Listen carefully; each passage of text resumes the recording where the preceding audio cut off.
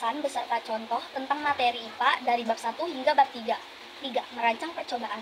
Merancang percobaan adalah langkah penting dalam proses ilmiah untuk menguji sebuah hipotesis atau menjawab pertanyaan yang diajukan.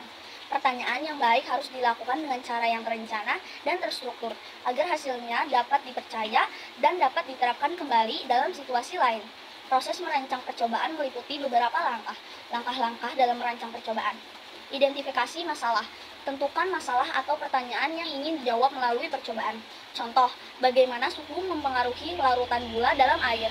Membuat hipotesis. Tentukan dugaan atau jawaban sementara yang dapat diuji berdasarkan observasi.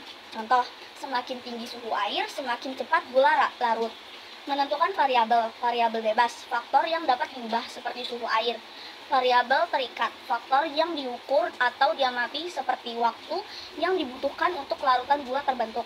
Variabel kontrol, faktor yang tetap selama percobaan seperti jumlah gula atau volume air.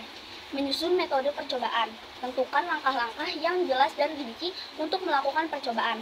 Contoh, mengukur 100 ml air, memanaskan air hingga suhu 30 derajat Celcius, 40 derajat Celcius, dan 50 derajat Celcius, dan mencatat berapa lama gula larut pada setiap suhu.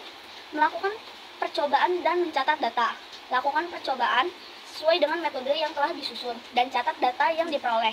Contoh, menggunakan stopwatch untuk mengukur waktu yang dibutuhkan gula untuk larut pada masing-masing suhu. Menganalisis data dan menarik kesimpulan.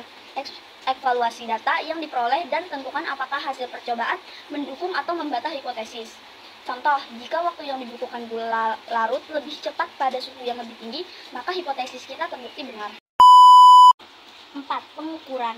Pengukuran adalah proses untuk menentukan kuantitas atau ukuran satu objek atau fenomena dalam sains. Pengukuran sangat penting karena memberikan data yang bisa dianalisis dan digunakan untuk membuat kesimpulan. Pengukuran dilakukan dengan menggunakan alat ukur tertentu dan menggunakan satuan yang telah distandarisasi. Beberapa aspek penting dalam pengukuran. Satuan pengukuran. Satuan yang digunakan dalam pengukuran harus sesuai dengan standar yang berlaku, agar hasil pengukuran bisa dibandingkan secara global. Dalam sistem internasional SI, beberapa satuan pengukuran yang umum digunakan antara lain panjang sama dengan meter, m, massa, kilogram atau kg, waktu, detik atau s, suhu, Kelvin atau K, atau bisa juga Celcius, volume, liter atau L. Alat mengukur. Setiap jenis pengukuran memerlukan alat ukur tertentu, seperti mistar atau penggaris untuk mengukur panjang, timbangan untuk mengukur massa, bejana ukur untuk mengukur volume cairan, termometer untuk mengukur suhu. Ketelitian pengukuran. Setiap alat ukur memiliki ketelitian atau margin kesalahan.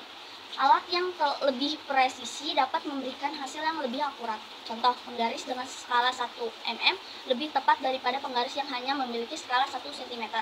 Kesalahan pengukuran. Semua pengukuran memiliki kemungkinan kesalahan, baik karena ketidaktepatan alat, kesalahan pembacaan, atau kondisi lingkungan yang berubah seperti suhu. Contoh pengukuran. Mengukur panjang meja. Menggunakan penggaris dengan ketelitian 1 mm untuk mendapatkan panjang meja 1,5 meter. Mengukur volume cairan. Menggunakan bejana ukur untuk mengukur 250 ml air. Mengukur suhu. Menggunakan termometer untuk mengukur suhu air dalam gelas, misalnya 40 derajat Celcius. Pengukuran yang tepat sangat penting dalam sains karena data yang akurat adalah dasar bagi eksperimen dan analisis ilmiah. Terima kasih.